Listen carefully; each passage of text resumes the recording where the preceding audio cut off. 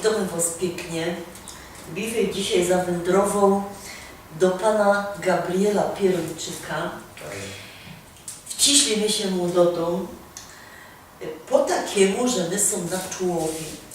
I jak pamiętacie, 2 lata temu kręcili my jeszcze z Michałem taką serię filmów o Tychach i jeden z tych filmów był o Czułowie i tam była taką piękną historia miłosną, którą my tak powiedzieli, że było coś takiego.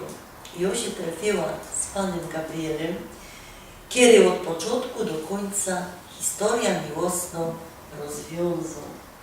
On w ogóle napisał książkę Czułowski Kocioł, ale o tym będziemy go czytali. A teroski pan Gabriel otworzy kolejny cykl z Biffeya, który my postanowiły nazwać Historię z nutką historii w tle.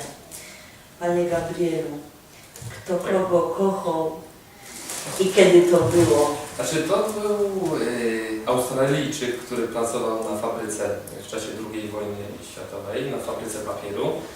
I to był jeniec angielski, lotnik. No i spotkał się z pewną inną pracownicą tej fabryki, to była pani Cecylia, ówczesna pani Cecylia Pech, później pani gospodarek. Poznali się, dogadywali się po niemiecku, jedna i druga strona coś tam umiała po niemiecku, pisali listy do siebie po niemiecku. No i tak ta miłość zaczęła kwitnąć. Trwała dosyć długo, może rok, może 2 lata i jakoś to przetrwało. Anglicy finansowali, tak powiem, strażników, przekupywali strażników, żeby mogli się spotykać z dziewczynami. No i w pewnym momencie doszło, sam Jerry Lee, właśnie jest na zdjęciu, wspomniał tej pani, że musi jechać do obozu Lambsdorff, z którego pochodził, czyli do Łambinowic. No pierwszy raz... Czyli co, tak, sam była takowa filia obozu niemieckiego? Tak, to było... Tak, dokładnie to się nazywało komando pracy, bo to może to nie jako obóz jeniecki, ale komando pracy, E701, dokładny taki numer. I pierwszy raz wyjechał do Łambinowic, podobno załatwić jakieś sprawy gruntowe w Australii. I wrócił, to jak najbardziej pozałatwia, wrócił. Drugi wyjazd już nie był taki szczęśliwy, pojechał.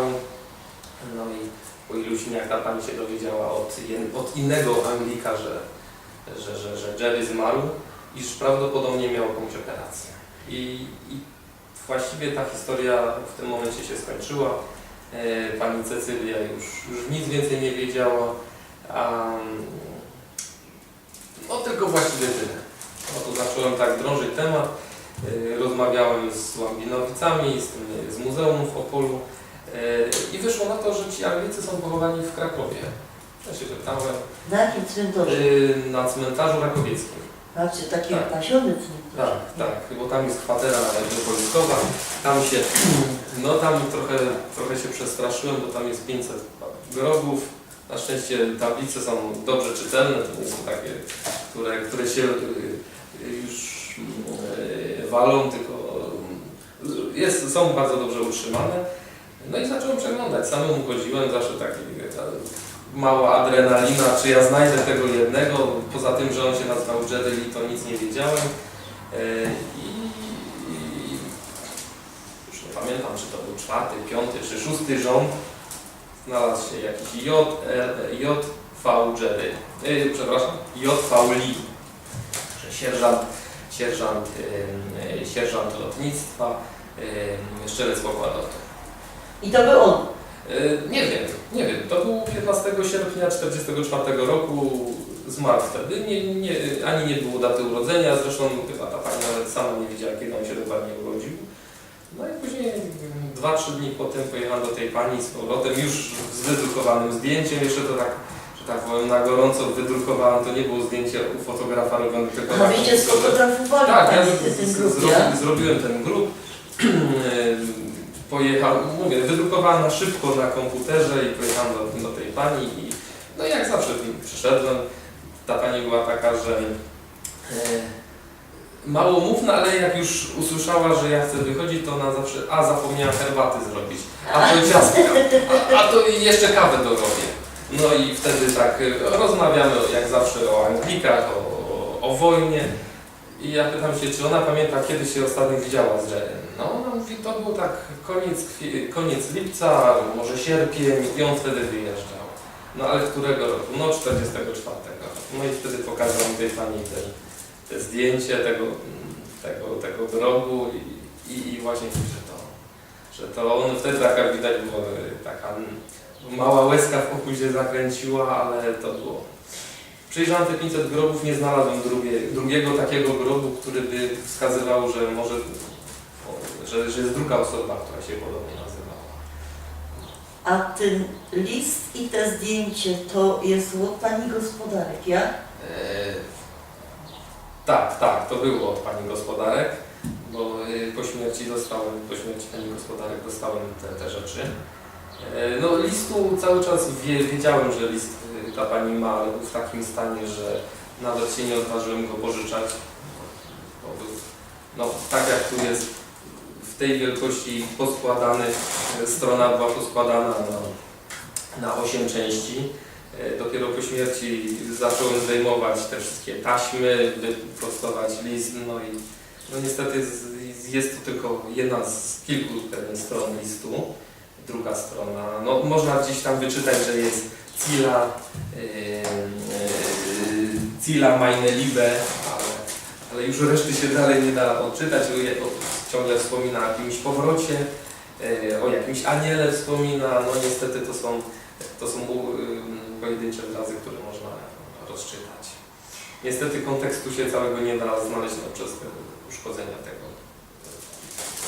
karty. Wyście panie właściwie rozszyfrowali do końca, co się z tym Jerry stało, tak, że on ją nie opuścił, nie ostawił ją na supasta, no mu się pomarło i nawet coście panie jego grób znodli, to ją chyba uspokoiło, nie? Chyba tak. Później jeszcze długo do tej pani chodziłem, to z tym Jerrym, z tym listem było to zdjęcie moje, które ja zrobiłem tego grobu, ona wszystko w jednej siateczce.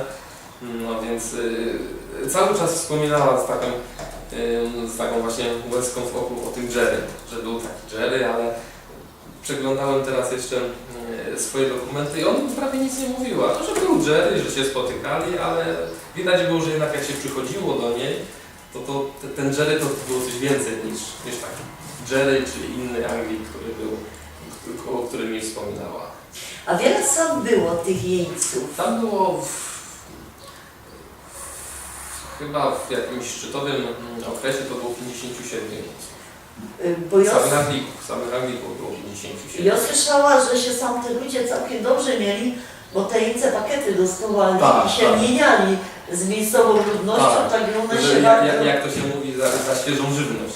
I im przynosili świeżą żywność, a za to Anglicy dawali czekolady, jakieś paczki. Oczywiście to chyba im też nie służyło, bo dwóch Anglików, to właśnie pani Cecylia mi opowiadała, dwóch Anglików zmarło. Podobno spirytus jakiś pili. No nie wiem, czy to... Niezwyczajne. Nieprzyzwyczajne. Dwóch zmarło właśnie z powodu jakiegoś spirytusu, który dostali tutaj od ludzi. Ale nie każdemu się poszczęściło. No nie wiadomo, może gdyby przetrwał, to może bym się z tą panią nigdy nie spotkał. Może by była w Australii teraz. No, może by tam mieszkała po wojnie, no ale los tak chciał, że no, do tej pani to też w ogóle przypadek, że trafiłem. Ja, to jest piękna historia. No pięknie wam dziękuję.